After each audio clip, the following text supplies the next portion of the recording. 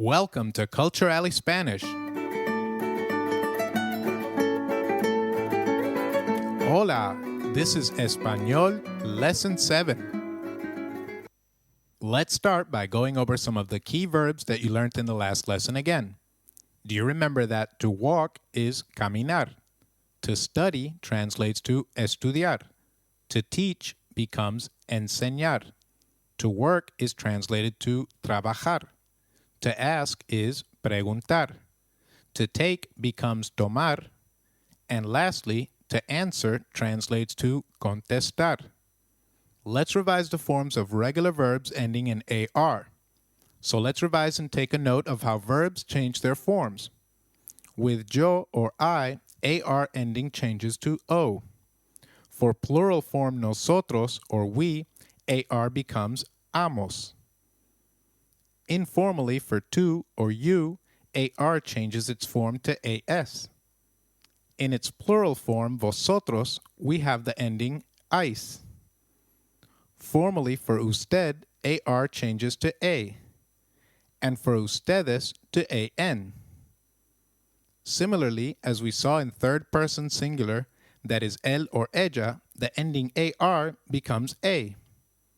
And for ellos or ellas, it becomes AN. Let's now revise the forms of verbs using the verb to walk or caminar as an example. I walk translates to yo camino. We walk is nosotros caminamos. Informally, you walk becomes tú caminas. And its plural form is vosotros camináis. Formally, you walk translates to usted camina. And in plural form, it is ustedes caminan. Moving on, he or she walks becomes él or ella camina. And lastly, they walk is ellos or ellas caminan. Going back to the phrases we learned in the last lesson, hello, what is your name? Translates to hola. ¿Cuál es tu nombre? Hello, my name is Mark. And you? Is hola, mi nombre es Mark. ¿Y tú? I am Lisa is yo soy Lisa. Where do you study? Becomes ¿Dónde estudias? I study in America is yo estudio en América. Where do you work? Translates to ¿Dónde trabajas? And lastly, I work at the hospital is yo trabajo en el hospital. Great! Today we will bridge the language gap. What does that mean? Well, today we will learn how to overcome language difficulties when at a new place. So let's get started. Let's look at the conversation that we will learn today. Lisa asks Mark, hello, what is your name? Mark responds by saying, hi, my name is Mark. Lisa asks him, do you speak Spanish? Mark replies, yes, I speak Spanish. Mark in turn asks Lisa, do you speak English? Lisa says, I don't speak English. Mark then asks, do you speak French? Lisa replies by saying, I speak a little French. Let's break this conversation down and learn to translate it step by step. We already know that hello, what is your name translates to hola, ¿cuál es tu nombre? We also know how to reply to that question. So, hi, my name is Mark is hola, mi nombre es Mark. One more time. Mi nombre es Mark. Now, if you're new in a Spanish-speaking country, it is important to understand how to ask and answer questions related to which languages one speaks. Let's look at some key vocabulary for asking the question, do you speak Spanish? Looking at it word by word, you translates to tú. To speak translates to hablar. And Spanish translates to español. Did you notice that do is not translated here? This is because to form a question for the statement, you speak Spanish, we just add double question marks before and after the statement, so do doesn't need to be translated separately. So going back to our word-by-word translation, You translates to tú. Speak translates to hablar. However, we cannot use it as is in this sentence. Spanish translates to español. We notice that we cannot use hablar directly in the question, do you speak Spanish? Do you remember how verbs change their form depending on the subject? Do you recollect the forms of verbs ending in AR that we learned in the last lesson? So while to speak translates to hablar, you speak informally translates to tú hablas. Can you try that, please? Tú hablas, which means you speak in an informal context. You speak translates to tú hablas, and Spanish translates to español. Informally, you speak Spanish translates to tú hablas español. Since the verb makes the pronoun clear that it is second person and informal, we can omit the tú. Now we know that the statement you speak Spanish translates to hablas español. Remember, to turn it into a question, we just put an inverted question mark in the beginning and a question mark at the end. Hence, do you speak Spanish translates to hablas español? So remember, do you speak Spanish translates to hablas español? Remember, in its informal and singular form, you speak Spanish translates to tú hablas español. However, in its formal and singular form, you speak Spanish translates to usted habla español. Now, while we could omit tú, we cannot omit usted, as it is not obvious. The verb form habla could associate with usted or él or ella. Hence, to be clear, it is essential to use the pronoun. Do you remember that we never capitalize language names in Spanish? Hence, español is written with a small e. All right, now that you know how to ask someone if they speak a particular language, let's also learn how you will answer that question. For answering questions, two important words to learn are yes and no. Yes is sí. Can you try that? Sí. And no translates to no. Saying no is always easy, right? Now let's see how we will say, yes, I speak Spanish. Looking at it word by word, yes becomes sí.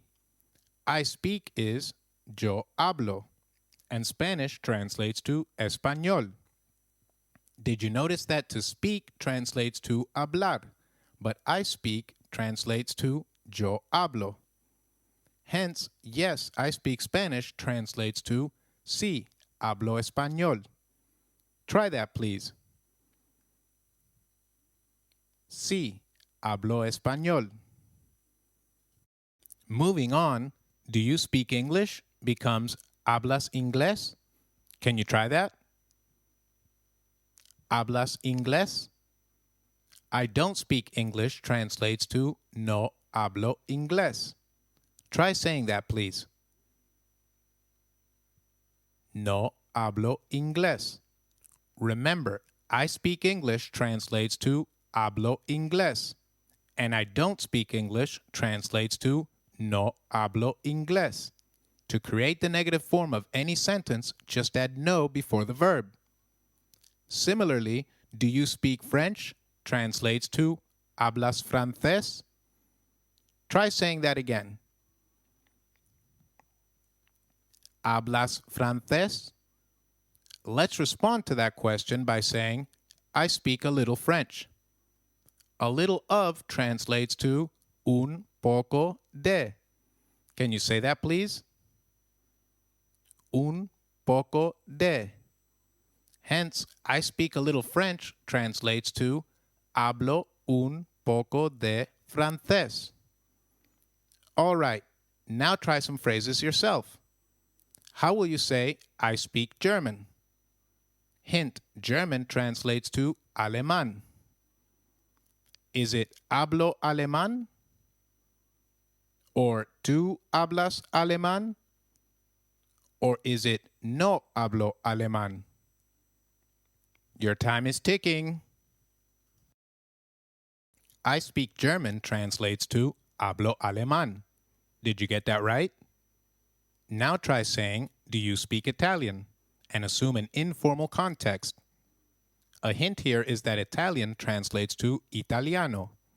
So will it be hablo italiano? Or hablas italiano? Or hablas italiano? What do you think the answer is? 1, 2, or 3? It's the second. Do you, informal, speak Italian is hablas italiano? How will you say, do you speak Italian in a formal context? Will you say, tú hablas italiano? Or usted habla italiano? Or habla italiano? Is this one confusing? Solution. The answer is, usted habla italiano? Remember that formally, do you speak Italian cannot be translated to just habla italiano because it is not obvious that we are referring to usted from habla. Hence, we cannot omit usted. Habla could associate with usted or él or ella. Hence, to be clear, it is essential to use the pronoun. Now try saying a little German, where German translates to alemán. Is the answer sí alemán? Or un poco de alemán? Or no alemán? A little German translates to un poco de alemán. Did you get that right? So this is what we learned today. Hello, what is your name? Translates to hola, ¿cuál es tu nombre? Hi, my name is Mark. Is hola, mi nombre es Mark. Do you speak Spanish? Becomes ¿hablas español? Yes, I speak Spanish is sí, hablo español. Do you speak English? Translates to ¿hablas inglés? I don't speak English is no hablo inglés. Do you speak French? Becomes ¿hablas francés? And lastly, I speak a little French translates to hablo un poco de francés. All right, it's now time for the culture leaf of the day. Spanish is spoken across a lot of countries, including Spain and countries in Latin America. While a lot of cultural aspects are similar, each country has some cultural nuances of its own. As part of the Culture Leaf series, we will give you cultural tips relevant to Spanish-speaking countries and tell you what works best in which. Today, our cultural voyage takes us to Argentina. The picture that you see is of Buenos Aires, the capital city of Argentina. Argentina is a unique country. Most of the locals came from France, Italy, or Spain, so their etiquettes and traditions are shaped by the cultures of those countries. Let's look at the dressing norms in Argentina. Dress well. Argentina is a very fashion-conscious country. Conservative and modest clothing is ideal. Ensure that you dress up for a night on the town if going for a tango dance party. Don't wear clothes that are ripped or baggy if you want to blend in with the locals. Avoid flip-flops for this reason. Avoid wearing soccer jerseys of rivals. Argentinians are serious soccer fans, so wearing a rival's jersey can mean asking for trouble. Moving on to dining etiquettes in Argentina, cross your fork and knife to show that you are finished eating. Remember that dinner is had late in Argentina. People will usually have dinner at 9 or 10 p.m. It's okay to show up between 30 to 60 minutes late if invited to a party. Don't pour wine for others if you can avoid it. There is a ritual associated with pouring wine in Argentina, so it's best to let an Argentinian do it. Don't talk about business during a meal unless an Argentinian business associate brings it up first. Now let's look at the gifting norms in Argentina. Don't give clothes or other items that might be considered personal. Open your gift right away and show your gratitude. Give gifts such as flowers, candies, pastries, chocolates, or imported liquor. If on business in Argentina, don't be late, but expect to be kept waiting at times. make small talk before discussing business, and expect several meetings to take place before a decision is made. In the next lesson, we will learn forms of verbs ending in IR and ER and some examples and conversations around them. We hope you enjoyed your lesson today. See you at the alley for the next one.